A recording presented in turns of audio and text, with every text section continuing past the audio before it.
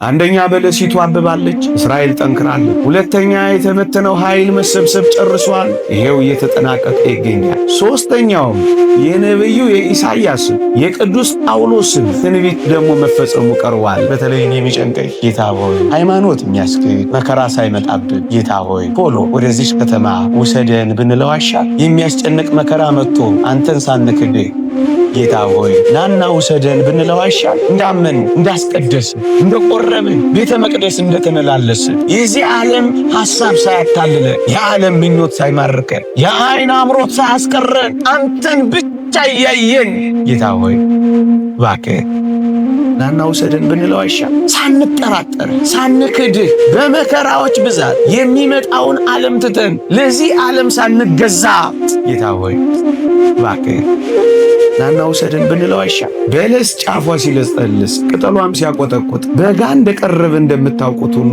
እስራኤልም እንደዚህ ስትሆን በደጅ እንደቀረብኩ ወቁ እያላቸው ነው። እስራኤል ወደ ኃያልነት መጥታለች። በለሲቱ አብባለች። በዙሪያዋ ያሉትን መጎሰም ይዛለች። ደክማ የነበረችው ጉልበተኛ ወደ መሆን መጥታለች። ተበትና የነበረችው ተሰብስባለች።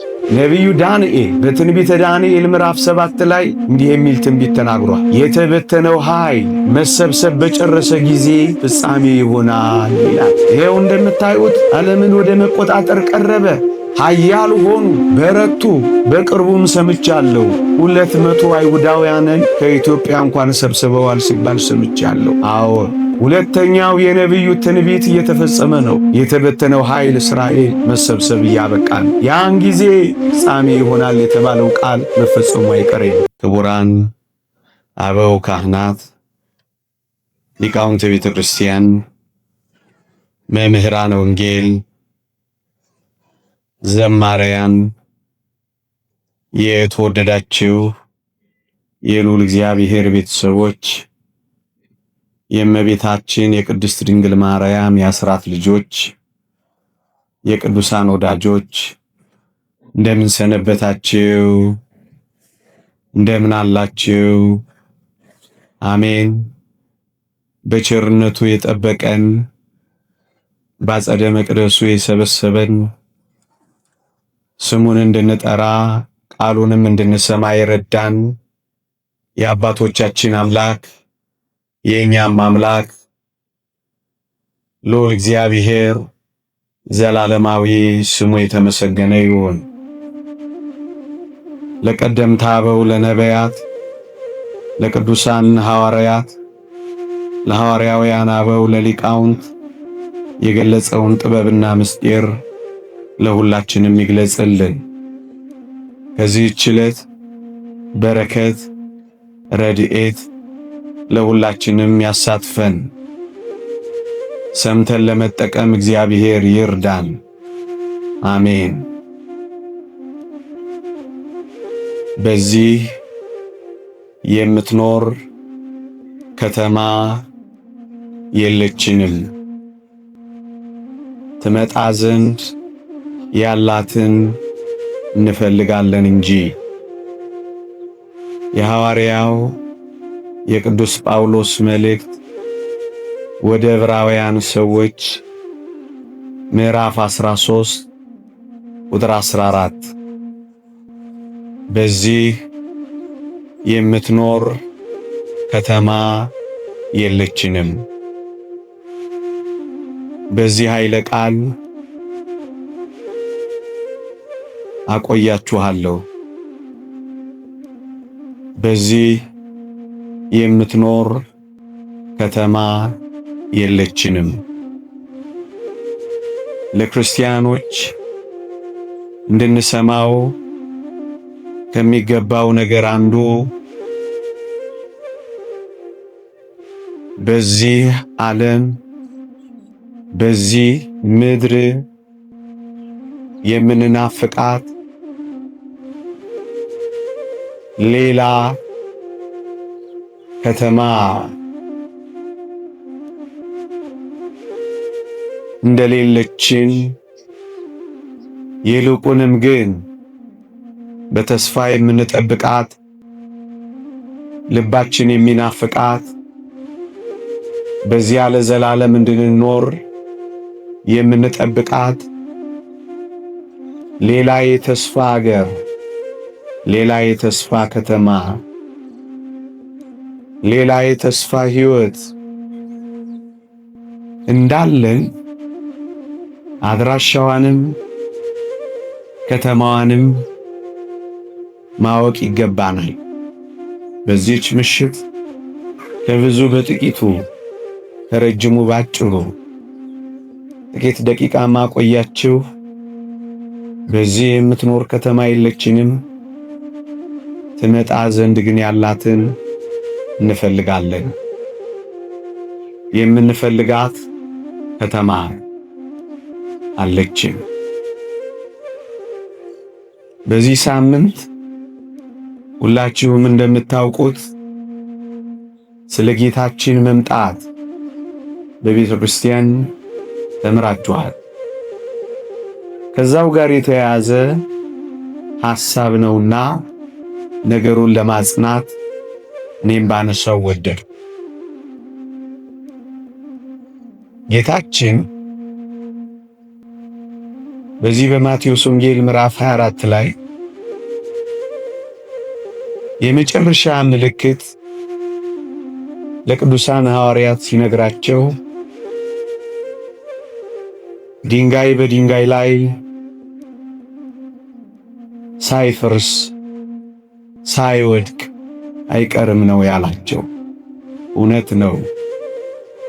ያማረው መቅደሳቸው ፈርሷል። እውነት ነው። አይተውት የተደነቁበት መቅደሳቸው እንዳልነበር ሆኗል። ጌታችን የጀመረው በልባቸው ውስጥ ስለ መቅደሳቸው የነበረውን የገነን አመለካከት በማፍረስ ነው የጀመረው። ነገሩ ከዚህ ቢጀመር ተገቢ ነው ወገኖቼ። ይሄንን ማሰላሰል ጠቃሚ ነው ወገኖቼ። የምንመካባቸው ነገሮች ይፈርሳሉ። የተመረኮዝናቸው ነገሮች ይሰበራሉ።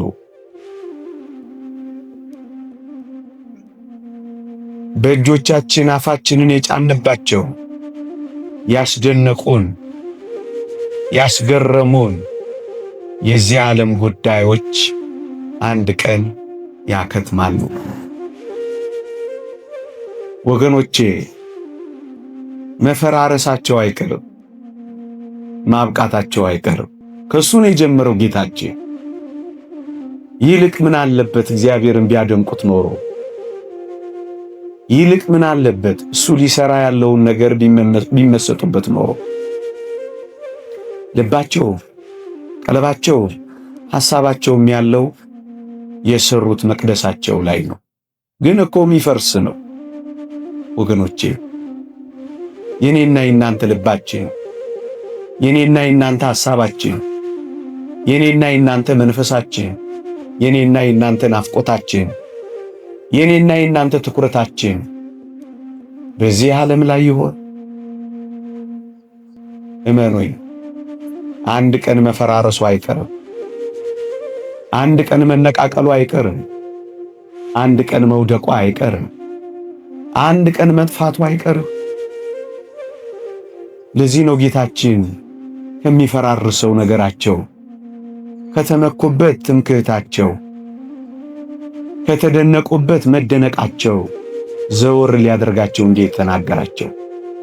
የተወደዳችሁ ኦርቶዶክሳውያን፣ በምድር የተደነቅንባቸው ደግሞም የተሸነፍንባቸው ደግሞም የተመካንባቸው ደግሞም እጅ የሰጠንባቸው የቱም ነገር አንድ ቀን ማብቃቱ አይቀርም። ይልቁንስ በምድር ከተከልነው ልባችን በዚህ የምትኖር ከተማ የለችንም ብለን ትመጣ ዘንድ ወዳላት ወደ እግዚአብሔር ከተማ አይኖቻችን እንድናቀና ነው ይሄ ትምህርት የሚያስፈልገን። ጌታችን ስለ በለስ ምሳሌ ያነሳና አስተማራቸው። ጫፏ ሲለሰልስ ቅጠሏም ሲያቆጠቁጥ በጋ እንደቀረበ ታውቃላችሁ አላቸው። ይህቺ ማን ነበረች? ሊቃውንት ቤተ ክርስቲያን ተርጉመውላቸዋል። በዕለተ ሰንበት እስራኤል ነበረች። ጌታችን ምን እያላቸው መሰላችሁ? እስራኤል ባበበች ጊዜ፣ እስራኤል ኃይል ባገኘች ጊዜ፣ እስራኤል ተደማጭ በሆነች ጊዜ በለስ የተባለችው እስራኤል ኃያል በሆነች ጊዜ በለስ ጫፏ ሲለሰልስ ቅጠሏም ሲያቆጠቁጥ በጋ እንደቀረበ እንደምታውቁት ሁሉ እስራኤልም እንደዚህ ስትሆን በደጅ እንደቀረብኩ ወቁ እያላቸው ነው። አዎ ክርስቲያኖች፣ እስራኤል ወደ ኃያልነት መጥታለች። በለሲቱ አበባለች። በዙሪያዋ ያሉትን መጎሰም ይዛለች። ደክማ የነበረችው ጉልበተኛ ወደ መሆን መጥታለች። ተበትና የነበረችው ተሰብስባለች። ነቢዩ ዳንኤል በትንቢተ ዳንኤል ምዕራፍ 7 ላይ እንዲህ የሚል ትንቢት ተናግሯል። የተበተነው ኃይል መሰብሰብ በጨረሰ ጊዜ ፍጻሜ ይሆናል ይላል። የተበተነው ኃይል እስራኤል መሰብሰብ እየጨረሰ ነው። ተበትኖ ነበር። በ1948 ተሰበሰበና መንግሥት መሰረተ። ይሄው እንደምታዩት ዓለምን ወደ መቆጣጠር ቀረበ። ኃያል ሆኑ፣ በረቱ። በቅርቡም ሰምቻለሁ 200 አይሁዳውያንን ከኢትዮጵያ እንኳን ሰብስበዋል ሲባል ሰምቻለሁ። አዎን፣ ሁለተኛው የነቢዩ ትንቢት እየተፈጸመ ነው።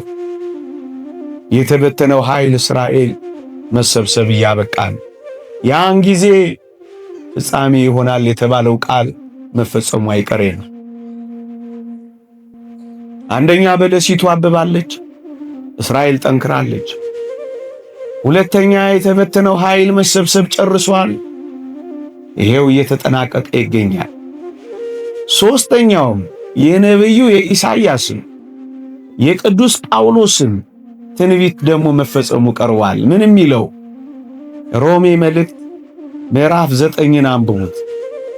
ከእስራኤል ቅሬታዎች አንዳንዶቹ ይድናሉ የሚለው ቃል ወደ መፈጸም መጥቷል። እንዴት? ከአይሁዳውያን አንዳንዶቹ መሲህ ኢየሱስ ክርስቶስ ተገልጦ ነበረ፣ እኛም ሰቅለነዋል፣ እኛም ገለነዋል እያሉ በኢየሱስ ክርስቶስ ከአይሁድ ቅሬታዎች በጣም ጥቂቶች ማመን ጀምረዋል። መሲሁ መጥቷል እያሉ መዘመር ቀጥለዋል። የነቢዩ የኢሳይያስን የቅዱስ ጳውሎስን የትንቢት መልእክታት ወደ መፈጸም ቀርበዋል። እንግዲያስ ቀኑ እንደቀረበ ያሳያል። የምንኖርባት ከተማ ልትጠቀለል እንዳለች በእርግጥ ያሳያል። ወገኖቼ፣ ትምህርቴ ማስፈራራት አይደለም።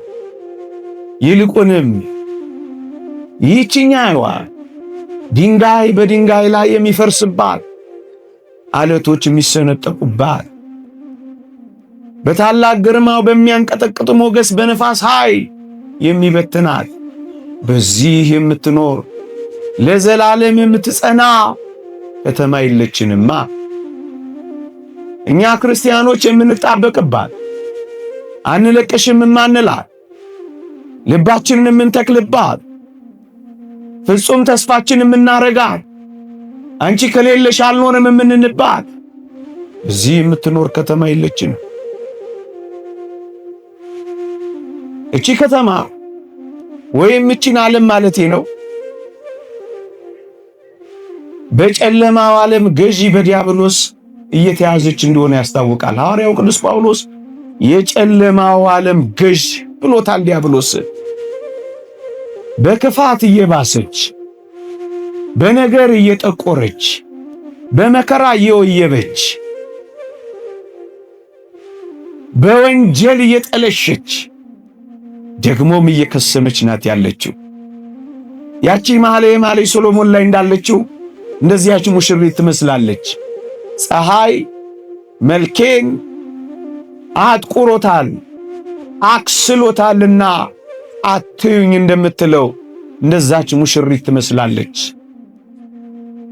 ጠቁራለች፣ ጨልማለች፣ ብዙ ብርሃን የላትም፣ በጨለማ ትመላለሳለች። የጽድቅ ሥራ ርቋታል፣ ከንቱነት በስቶባታል፣ ጨለማ የወረሳት መስሏል። እዚህም እዚያም ጨለማ፣ እዚህም እዚያም ደስ የማያሰኙ ወሬዎች፣ የጨለማው ዓለም ገዢ ሥራዎች በዓለማችን ላይ ነግሷል። በዚህ ምክንያት ይህች ዓለም በጨለማው ገዥ ቁጥጥር ውስጥ የምትገባ ትመስላለች። ታዲያ በዚህ በጨለማ ውስጥ የምትኖር ከተማ አለችን? ክርስቲያኖች የለችንም። ታዲያ የኔና የናንተ ከተማ ማን ናት? የምትመጣው ናታ። እሷ ምን አይነት ናት? ጨለማ የሌለባት ከተማ። እሷ ምን አይነት ናት? የብርሃን ጎርፍ፣ የብርሃን ሿሿቴ የሚጎርፍባት ከተማ፣ ብርሃን የሆነች ከተማ፣ የማያጥበረብር ብርሃን፣ የማያቃጥል ብርሃን፣ የማይበዘብዝ ብርሃን፣ የማያስጨንቅ ብርሃን፣ የብርሃን ከተማችን እሷን ነው የምንፈልገው። በዚህ ዓለም የምትኖር የጨለማ ከተማ የለችንም። እናስ የብርሃኗን ከተማ እንፈልጋለና። እሷ ማን ናት? የምትመጣው ሰማያዊት ኢየሩሳሌም ናት። ብርሃኗ ማን ነው? ቅዱስ ዮሐንስ በራእዩ አንድ አስደናቂ ነገር ይነግረናል። ምን ይላል? በጉ መብራቷ ስለሆነ ፀሐይና ጨረቃ ሊያበሩላት አያስፈልጋትም የሚላት ከተማ ናት። ነቢዩ ኢሳይያስም ተናግሮላታል። ፀሐይ በቀን አበራላትም፣ ጨረቃም በሌሊት አያስፈልጋትም፣ ከዋክብትም በሰሌዳዋ ላይ አይነጠፉላትም። በጉ ኢየሱስ ክርስቶስ መብራቷ የሆነላት ከተማ እሷን እንፈልጋታለን ይላል። ወጥቶ የማይጠልቅ ብርሃን ኢየሱስ ክርስቶስ፣ አብርቶ የማይጨልም ብርሃን ኢየሱስ ክርስቶስ፣ ነግቶ የማይጠልቅ ብርሃን ኢየሱስ ክርስቶስ፣ ወጥቶ የማይበዘብዝ የማያጥበረብር ብርሃን ኢየሱስ ክርስቶስ። መብራቷ የሆነላትን ከተማ አትናፍቋት? ምን አይነት ትሆን እቺ ከተማ? አምላኳ መብራቷ የሆነላትን ከተማ ማየት አትፈልጉ? ብዙ የብርሃን ከተሞች የሚባሉ የዓለማችን ከተሞች አሉ። ከ5 ዓመት በኋላ ዓለማችን ውብ ከተሞች ይሆናሉ ተብላ መከራዋን እየበላች ነው። ታላላቅ ስማርት ሲቲዎች ዓለም እየገነባች ነው። በጣም ብዙ በብርሃን የተጥለቀለቁ ከተሞችን በዓለማችን ላይ ያየን ነው። እሰየው ይሁን። እኛ ግን አሁን ያልኳችሁን ፀሐይና ጨረቃ የማያበሩላትን ከተማ እንፈልጋለን። ብርሃን የሞላላትን ከተማ እንፈልጋለን። ለብርሃኗ የውሃ ኃይል ማያስፈልጋት፣ ለብርሃኗ የንፋስ ኃይል ማያስፈልጋት፣ ለብርሃኗ የኤሌክትሪክ ኃይል ማያስፈልጋት፣ ለብርሃኗ የዚህ ምድር ሀብት የማያስፈልጋት ያን ብርሃናችንን አምላካችንን የምናይበት ልዩ የብርሃን ከተማ እንዳለችን ታውቃላችሁ። በዚህ የምትኖር ከተማ የለችንም። ትመጣ ዘንድ ያላትን የብርሃን ከተማ ግን እንፈልጋለን። ክርስቲያኖች አሁንም በዚች በጨለማው ዓለም ተጣብቀን ይሆን? ጊዜያዊ አታላይ የሆነው ብርሃኗ አሳስቶን ይሆን? አይደለም። ሌላ የብርሃን ከተማ አለችን። እሷን ከተማ እንፈልጋታለን። መጨለምና መንጋት የሌለባት ከተማ ምን አይነት ከተማ ብትሆን ነው ወገኖቼ? እቺን ከተማ ክርስቲያኖች አገራችን፣ አድራሻችን፣ ቦታችን ይቺ ከተማ ናት ወገኖቼ። ከሰማችኋቸው፣ በመጽሔት ካያችኋቸው፣ በፊልም ከተረዳችኋቸው ከአስደናቂ የዓለማችን ከተሞች ጋር ዓይን አይቷት፣ ጆሮ ሰምቷት፣ ቅኔ ተቀኝቷት፣ ብዕር ቃኝቷት፣ ልብ አስቧት የማያውቅ ልዩ ከተማ ለእኔና ለእናንተ ተዘጋጅታለች። እኔ ልገልጻት አልችልም፣ መጽሐፍም ያቅተዋል። ግን ቃል ገብቶልናል። የብርሃን ከተማ አለች። እሷን ከተማ ትፈልጋላችሁ? ወደዚህች ከተማ ጉዞ ጀምረናል። ይህቺን ከተማ መናፈቅ ይዘናል። የጨለማው ከተማ ሳይሆን የብርሃን ከተማ ለብርሃን ልጆች ለክርስቲያኖች ያስፈልጋሉ። የብርሃን ልጆች የሚገቡባት የብርሃን ከተማ ይህቺ ናት ከተማችን። ክርስቲያኖች ጨለማ ከተማ የለችን። በክፉ የተያዘች ከተማ አትኖረንም። አንድ ቀን ትተናት መሄዳችን አይቀሬ ነውና ይልቅ ልባችን፣ ይልቅ ሕሊናችን፣ ይልቅ ተስፋችን፣ ይልቅ ትልማችን፣ ይልቅ ርያችን ወደዚህች የብርሃን ከተማ የምንጓዝ ሊሆን ይገባል። የተወደዳችሁ ኦርቶዶክሳውያን ድንጋይ የተካበችውን ብሎኬት የከበባት ይህቺ በድንጋይ ላይ የተካበች ይህቺ ከተማ አስደንቃችሁ ይህቺን የሰማይ መንገድ ጉዞ ትመጣ ዘንድ ያላትን ረስታችኋት ከሆነ ማስታወስ እኮ ፈልጌ ነው ወገኖቼ። ድንጋይ የተካበባት ከተማ አይደለም አሁንም ነግራችሁ። ብሎኬት የታጠረባት ከተማ አይደለም አሁንም ማወራላችሁ። እብነ በረድ የተደረደረባት ከተማ አይደለም ማወራላችሁ። ጥርብ ድንጋይ የተካበባት ከተማ አይደለም ምናውጅላችሁ። እና ምንድነው ካላችሁ ወይ ከተማይቷም ወርቅ ነበረች ይላል። ለንጽጽር ያክል እንጂ ከዛ በላይ ናት። ብሎኬትና የድንጋይ ካብ እንዳይመስላችሁ።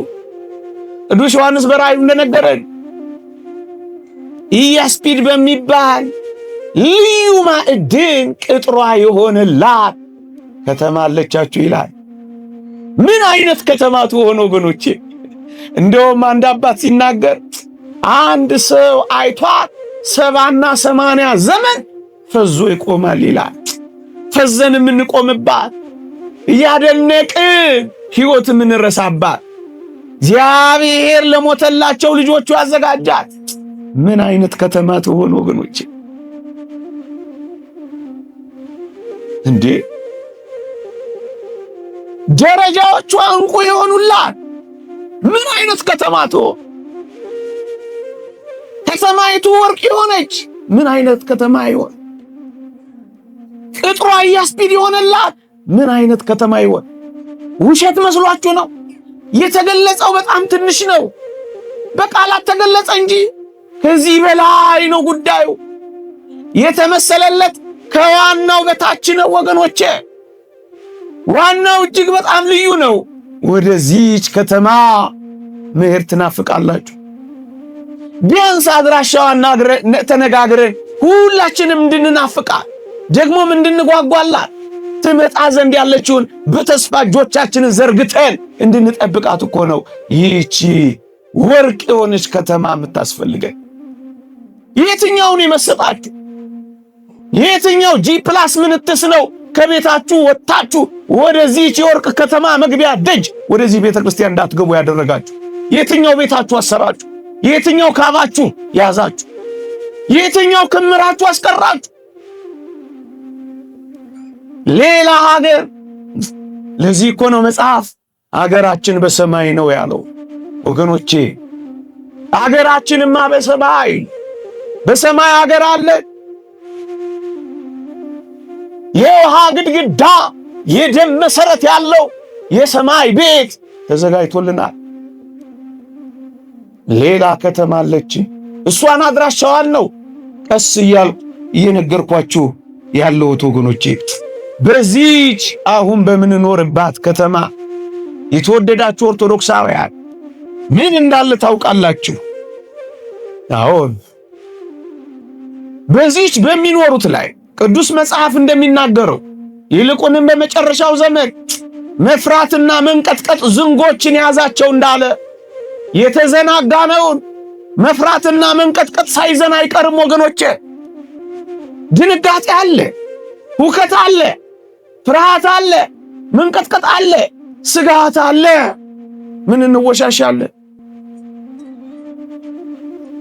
ስለ ነገ ስጋት አለን፣ ስለ ነገ ፍርሃት አለን፣ ስለ ነገ መጨነቅ አለን፣ ስለ ነገ መንቀጥቀጥ አለን፣ ስለ ነገ መታወክ አለን።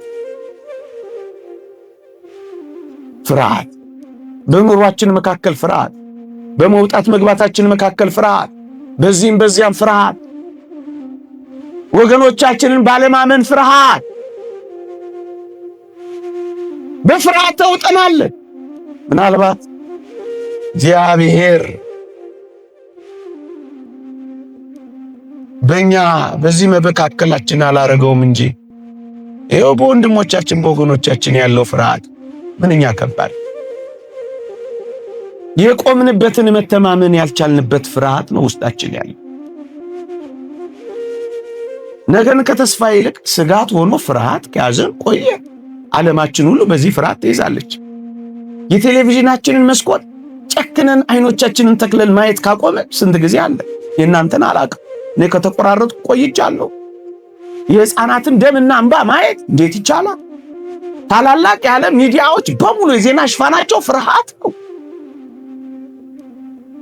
ለወትሮ የተባበሩት መንግስታት በር ላይ የጻፉት ሰይፋቸውን ማጭድ ጦራቸውን ማረሻ ያደርጋሉ ብለው ነበረ፣ ግን አላረጉትም።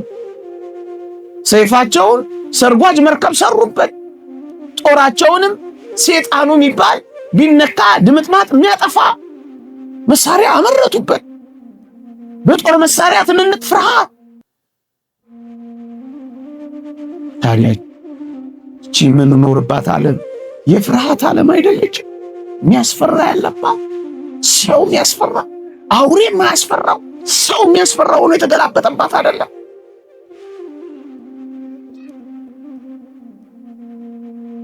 በዚህ የምትኖር ከተማ የለችንም። በዚያችኛዋስ ተስፋ በምናደርጋት ክርስቲያኖች በምንጠብቃት በዚያች በምትመጣው በምንፈልጋት ከተማችን እስካላችሁ ወይ ነብዩ እንዲህ ብሎ ይናገራል፣ በዚያ የሚያስፈራው የለም ይላል። ይህ ምንኛ ደስ ያሰኛል። በፍርሃት ማንኖርባትን ከተማ እንናፍቃለን። የእናንተን አላውቅ፣ ስጋት የሌለባትን ዓለም እናፍቃለሁ።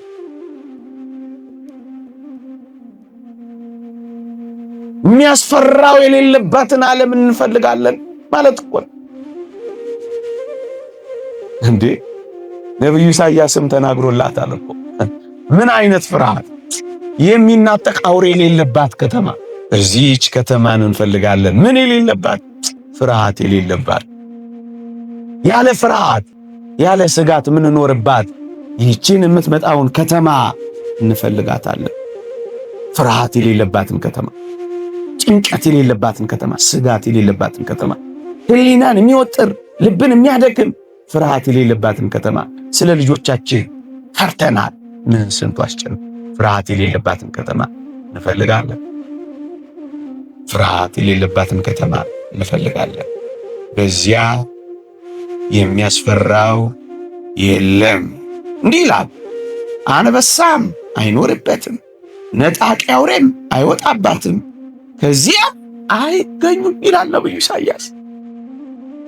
ክፉዎች አይገኙባት፣ አጋቾች አይገኙም፣ አስጨናቂዎች አይገኙ። ቺን ከተማ አትናፍቋት።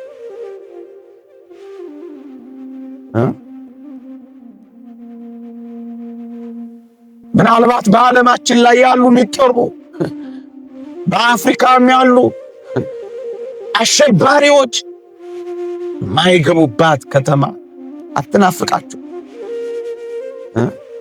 የመሳሪያ ድምፅ ማትሰሙባት፣ ኒኩሌር ማብላያ የሌለባት ምን አይነት ከተማ ናት እቺ ከተማ? ሰላም ብቻ የሚጎርፍባት ከተማ፣ ምን የሌለባት፣ ሴራ የሌለባት ከተማ፣ የሰላም ከተማ አላፈቃችሁ? ሰላም አራባችሁ? ይህቺ ከተማ ከሰላሟ ጋር፣ ይህቺ ከተማ የሚያስፈራው ከሌለበት ደስ የሚያሰኙት ጋር፣ ይህቺ ከተማ ከወርቅ ከእንቁ ከያስጲድ ቅጥሮቿ ጋር፣ ይህቺ ከተማ ከብርሃን ጎርፏ ጋር ለእኔና ለእናንተ ተዘጋጅታለች።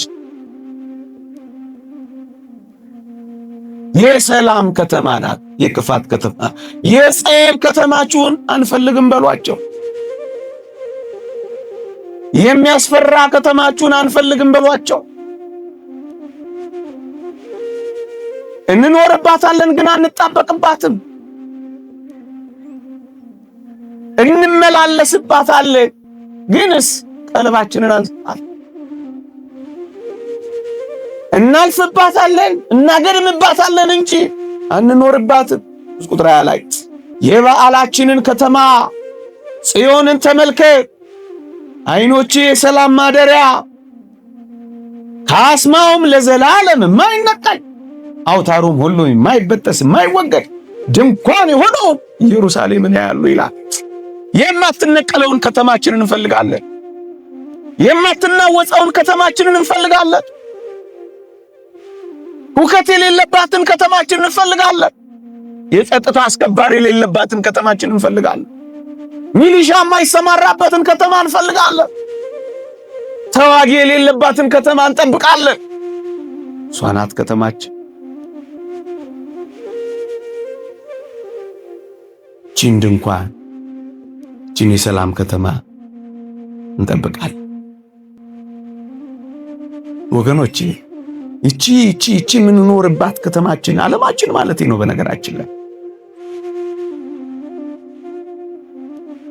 ሁላችሁም ታውቃላችሁ፣ በሽታዎች የሚፈበረኩባት፣ በዚህ ምክንያት መድኃኒቶች እና ክትባቶች የሚቸበቸቡባት፣ በዚህ ምክንያት የእግዚአብሔር ፍጥረታትና የእግዚአብሔር ልጆቹ በማይታወቅ ረቂቅ ጥበብ ቁጥራቸው የሚቀንስባት፣ ሆን ተብለው በሚፈበረኩ የላቦራቶሪ ውጤቶች ሰው የሚጨነቅባት ይቺ ከተማ የበሽታዎች መራቢያ ናት። ህመም ያለባት፣ ስቃይ ያለባት፣ ማቃሰት ያለባት፣ መገላበጥ ያለባት፣ ጥዝጣዜ ያለባት፣ ሊነገር የማይችል ቁስል ያለባት፣ እንኳን ለማየት ለማሰብ የሚያቀት ህመምና ጨው የበዛባት ከተማ ናት። ይቺን ከተማ አይደለችም እናስ ትመጣ ዘንድ ያለችውን ከተማ እንናፍቃለን። ትመጣ ዘንድ ያለችውን ከተማ እንጠብቃለን። እሷስ ምንድናት ካላችሁ ነብዩ የተናገረላት ነው። ምን ብሎ? በዚያ የሚኖር ታመም ያለው ኃይልም ይላል። በሽታ የሌለባት ከተማ፣ ያቃሰቱ ዳግመኛ ማያቃስቱበት፣ የካንሰር ሴሎች የሌሉበት ከተማ፣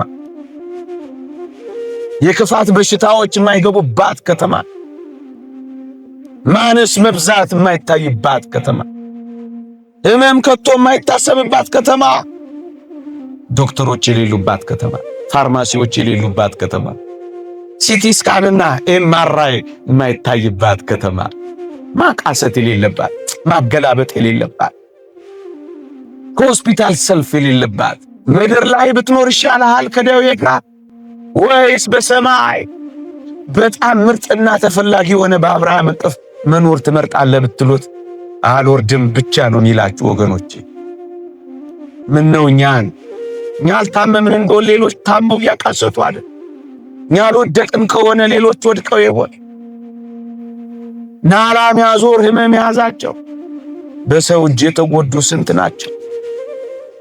ህመምና ጥዝጣዜ ያለባትን እቺን ከተማ እንፈልጋለን። ይልቅስ መታመም የሌለባት እንደውም ነብዩ ኢሳይያስ እንዴት ብሎ እንደሚገልጻት ላንብብላችሁ። ምን ይላል?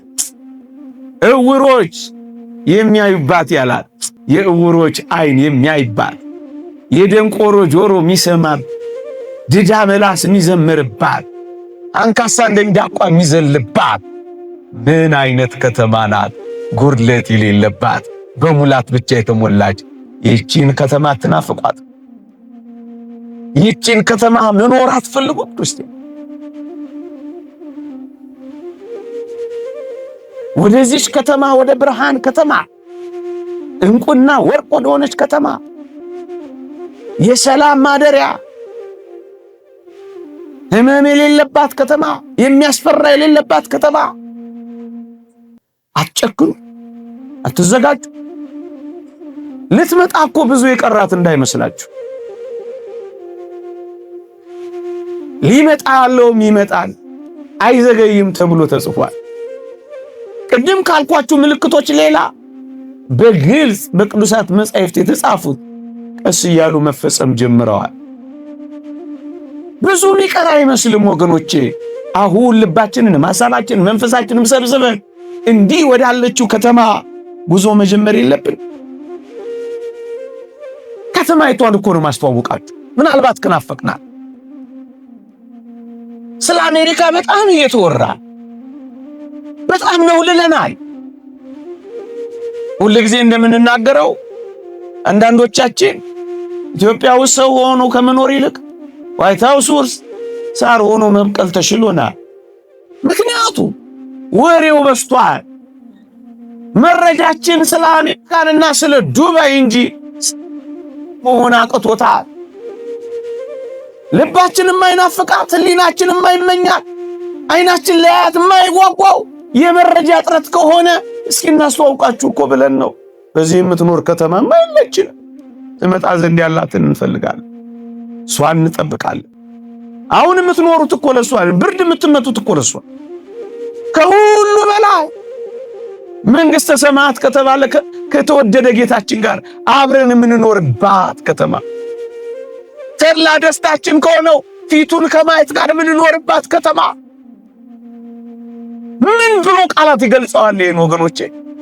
ለዚያ እኮ ነው ያ ቅዱስ ሰው አንተን ማየት ተለል ተለል ያደርገኛል፣ ፍቅሬን ማሰብ ይነደኛል፣ አንተን መዘከር ያቃጥለኛል፣ እንደውም ይሄንን ባሰብኩ ጊዜ ብርን ስበራት ይለኛል ይላል ማር ይስሐቅ። ምን ቃላት ይገልጸዋል? ወደዚች ከተማ ጉዞ ጀምረናል። እውነት ትፈልጓታላችሁ ነው? ከዚች ዓለም ጋር ተጣምቀናል። ሌላ ከተማ አለች። እቺ የምንኖርባት ከተማና ዓለም አሁን የሐዘን ከተማ ናት። ሙሉ ለሙሉ ከሰማናትና ካየናት ልብ የምታደማ ናት። እንደ ሰው የሰው ነገር የሚገባል ስለ ሰው ግድ የሚሰጠን ከሆነ ምን ነው በሄድኩ የምታሰኝናል።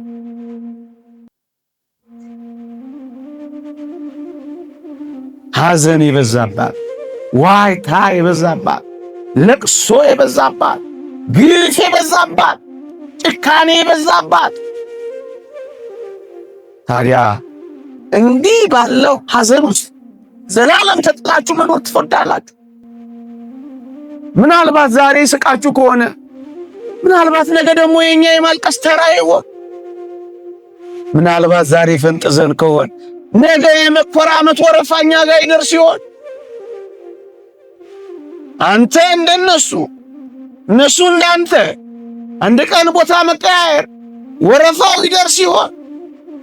ሐዘናቸው ሐዘናችን፣ ለቅሷቸው ለቅሷችን፣ ስሜታቸው ስሜታችን፣ ህመማቸው ህመማችን፣ ቁስላቸው ቁስሏችን፣ መድማታቸው መድማ ነው። እንደ ክርስቲያን ወግ ነው የምንኖረው።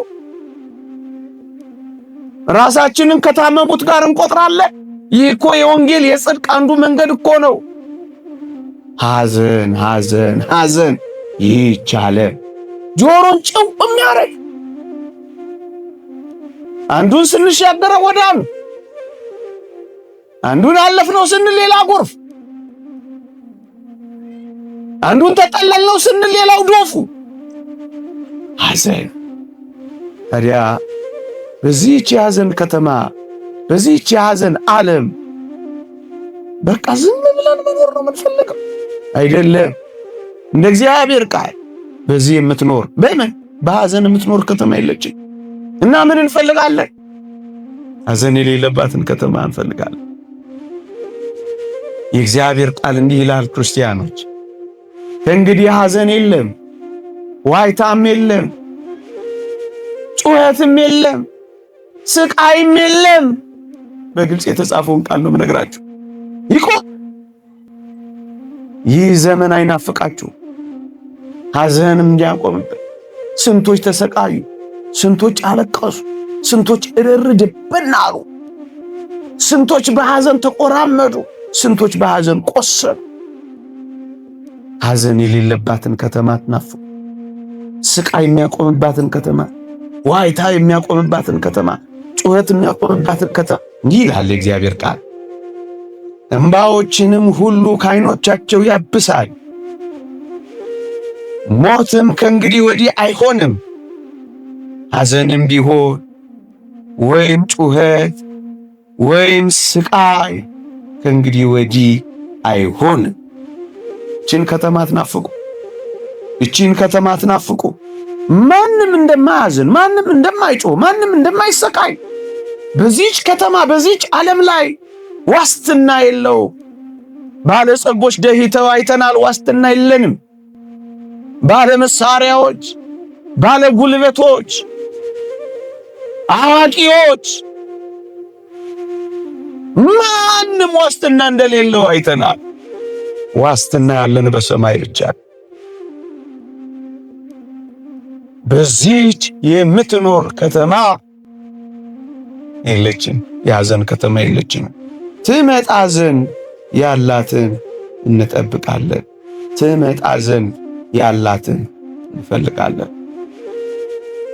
ይልቅ የሰርግ ከተማ የሆነችውን፣ ይልቅ የዝማሬ ከተማ የሆነችውን፣ ይልቅ የደስታ ከተማ የሆነችውን፣ ይልቅ የሳቅ ከተማ የሆነችውን፣ ይልቅ የፈንጠዝያ ከተማ የሆነችውን፣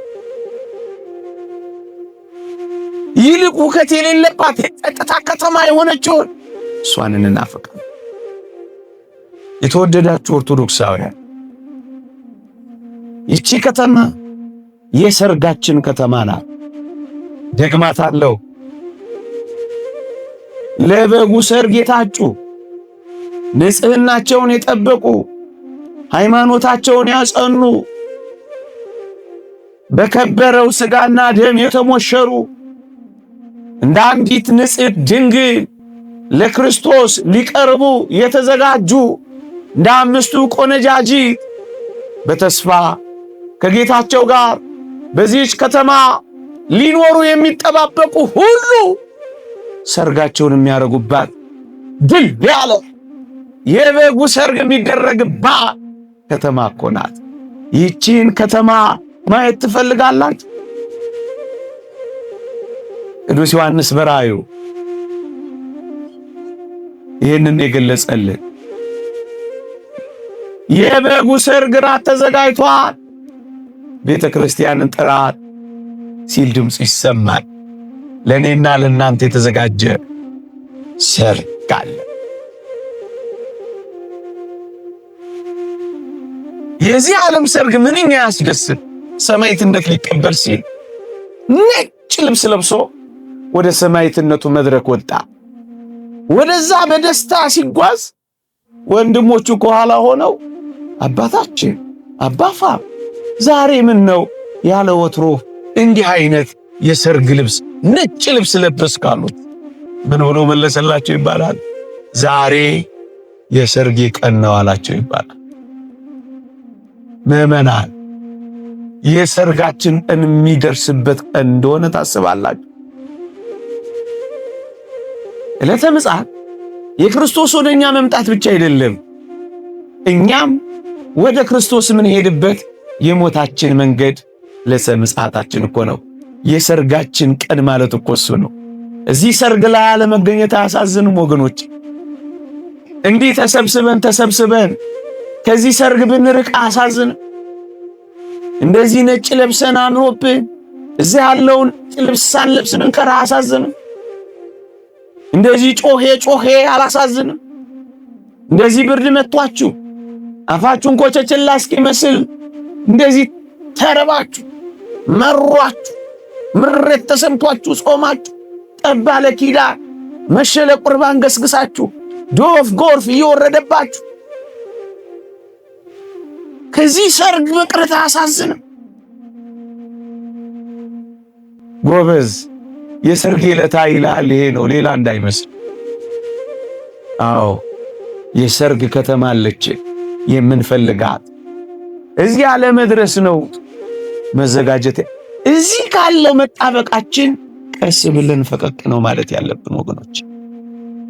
እስኪ በዚህ የሰርግ ቀን በትንሣኤ ተነስታችሁ አብራችሁ መኖር የምትፈልጉ እስኪ እጃችሁን አውጡልኝ።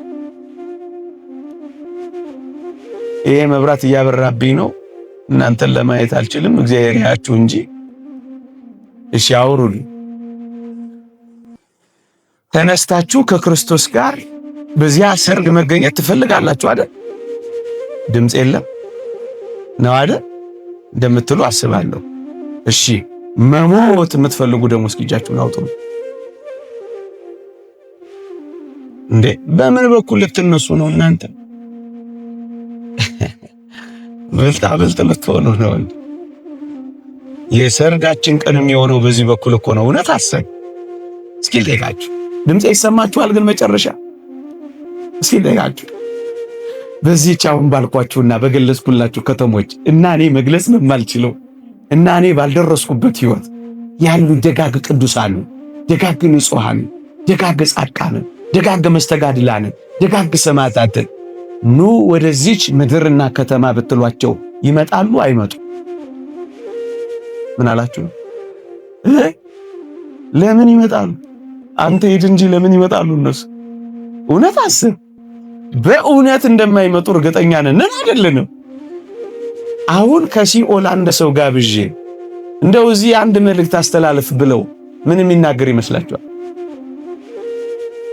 ከሲኦል ምን ይመስላል? እኔም እንደናንተ ነበርኩ ይላል አይልም? ቁጭ ብዬ ማር ነበር ይላል አይልም? ግን አደራችሁን ወደ እኔ እንዳትመጡ ይላል አይልም? አይ ወደ ሲኦል እንዳትመጡ እኮ ይላል አይልም? እና እዚህ መኖር ነው የምትፈልጉት? እዚህ መረሳት ነው የምትፈልጉት? ተወደዳችሁ ኦርቶዶክሳውያን፣ በዚያች በሰማይ ከተማ አለች።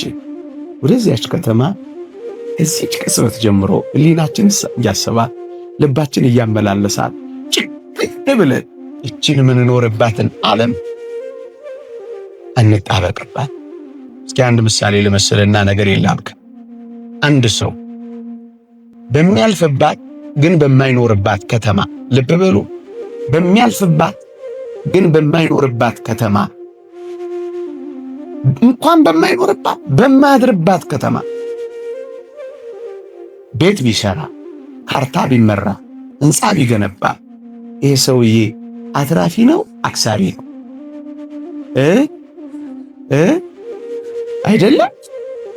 እዚያ እኮ ነው በማንኖርባት ግን አላፊና አግዳሚ በሆንባት በዚህ ይቻለ ዋናውን ሕይወታችንን፣ ቅድስናችንን፣ ዋናውን ሕይወታችንን፣ ንጽህናችንን፣ ዋናውን ሕይወታችንን፣ እግዚአብሔርን መፍራታችንን አንጠፍጥፈን ለዚህ ይቻለ ከሸጥንላት አባካኞች ነው ምን ሆነው መንገድ አላፊዎች ብቻ ነን። ምንድነን? አላፊዎች ብቻ ነን። እንጣበቅባት። የምር ልባችንን ማሳባችንን ማንስጣል። እንደ መንገደኛ፣ እንደ አላፊ፣ ደግሞም እንደ ስደተኛ ራሳችንን አለማምደን እንቁጠራት። አታማችሁም? እንደዛ ካሰባችሁ የምታጡት ነገር ካለ አያማችሁ። ስለ ገንዘብ በዚህ ዓለም ስላለውም ዝናና ውዳሴ ስለ ስልጣን ወይም ስለ ማግኘት በጣም በትኩረት የምትጨነቁ ከሆነ ትታመማላችሁ። አላፊና አግዳሚ ብቻ እንደሆናችሁ ካሰባችሁ ግን አትታመሙ። ምክንያቱም የተስፋ ከተማ እንዳላችሁ ታስባላችሁ። እንደውም በዚያ በመነኮሳት ታሪክ እንደተነገረው አንድ ቱሪስት ነው አሉ አንድ ገዳም ሊጎበኝ ይሄዳል አሉ። ገዳሙን በዓታቸውን እየጎበኘ አንድ መነኮስ በዓት ውስጥ ይገባል። ሲያይ አንድ ሰሌን ትንሽ ማሸለቢያ፣ አንድ ሳህን ጥቂት መቅኑን ንፍሮ መቀበያ፣ አንድ ኩባያ ትንሽ ውሃ መጠጫ ብቻ ያያል። እና ቱሪስቱ ግራ ይገባውና ንብረቴ የት አለ ሀብቴ የት አለ ብሎ ይጠይቀዋል አሉ። ያ መነኮስ አየት አደረገውና ቱሪስቱን ጌታው አቤት የእርሶ ሀብት የእርሶ ንብረት የት አለ ብሎ ይጠይቀዋል። ቱሪስቱ እኔ እኮ እዚህ እናንተ ገዳም ቱሪስት ብቻ ነኝ ይላቸዋል። እሳቸው ምን አሉ? ልጄ ሆይ ልክ እንዳንተ እኔም እዚህ ዓለም ላይ እኮ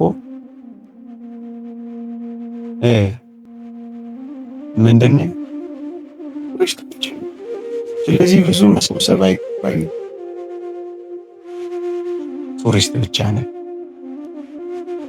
እና እንዲህ ብንለው አይሻልም? በተለይ እኔ የሚጨንቀኝ ጌታ ሆይ ሃይማኖት የሚያስኬድ መከራ ሳይመጣብን ጌታ ሆይ ቶሎ ወደዚህ ከተማ ውሰደን ብንለው አይሻል? ይሻላል አይሻል? አዎ የሚያስጨንቅ መከራ መጥቶ አንተን ሳንክድህ ጌታ ሆይ ናና ውሰደን ብንለው አይሻል? እንዳመን እንዳስቀደስን እንደቆረብን ቤተ መቅደስ እንደተመላለስን የዚህ ዓለም ሐሳብ ሳያታልለን የዓለም ምኞት ሳይማርከን የዓይን አምሮት ሳያስቀረን አንተን ብቻ እያየን ጌታ ሆይ እባክህ ናና ውሰደን ብንለው አይሻል?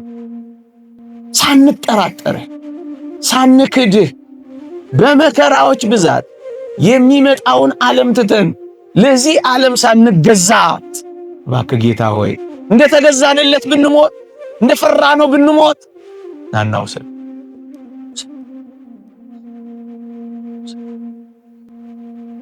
ጌታ ሆይ ቶሎናማ በዚህም አንጻር ብንለው ግሩም አይደል? አንተን ከምናጣ ይህን ከተማተን አንተ እንድናገኝ ይህ ዓለም ከሚማርከ ማርኮን ከሚያስቀረን ከዚህ ሁሉ ከተማ በአፋ ሆነን ከምንጣል ጌታ ሆይ ፈጥነህ ናና በሞት እንደዚያ ብንለው ነው ወይስ እዚህ ከተማ መቅረት ነው የምትፈልጉት? እንጃ። ሴትዮዋ አሉ መድኃኔዓለምን አገኙት አሉ መንገድ ላይ ቁንጥንጥ አሉ። ሲያዩት ምን ነው አላችሁ አሉ። እድሜ ስጠኝ አሉት አሉ። እድሜያቸው 60 ነበር አሉ ያኔ። ስንት ልስጥሽ? 20። ወዲያው ሰጣቸው። በጣም ደስ አላቸው። ስንት ሆኑ? 80። አሁንም ደግሞ ፍንቅንቅ አሉ። መቼም የልብ አውቅ አይደል መድኃኔዓለም። ምን ነው ደው ጌታ ሆይ በነካ እጅህ ምን አለ ብትደግመኝ። ስንት? 20። እሳቸውም ያለ 20 ያውቁ መሰል። ጌታችን ጨመረላቸው። ስንት? 100። አሁን በቃ ብክን አልሆነባቸው። እኔ ደግሞ እንደው ቁጥር አላውቅም አሉ። እንደ ተስፋዬ ካሳ ነው መሰል። አሁንም ሲጨነቁ ሲያያቸው ምን ነው አላቸው መድኃኔዓለም። ጌታ ሆይ አቤት፣ እንደው ይህንን ሰጠኛል። አዎ ምን ነው ምን አለኝ? እኔን ግን እርስት ብታረገኝ እዚህ ብትረሳኝ። ብትረሱ ትፈልጋላችሁ ወይስ ብትሄዱ? አልወስዳችሁም፣ አይዟችሁ። በዚህ የምትኖር ከተማ የለችንም። ትመጣ ዘንድ ያላትን በሉልኝ። አትፈልጓት በልቦናችን ይሳለብን። አሜን። ይቆያል።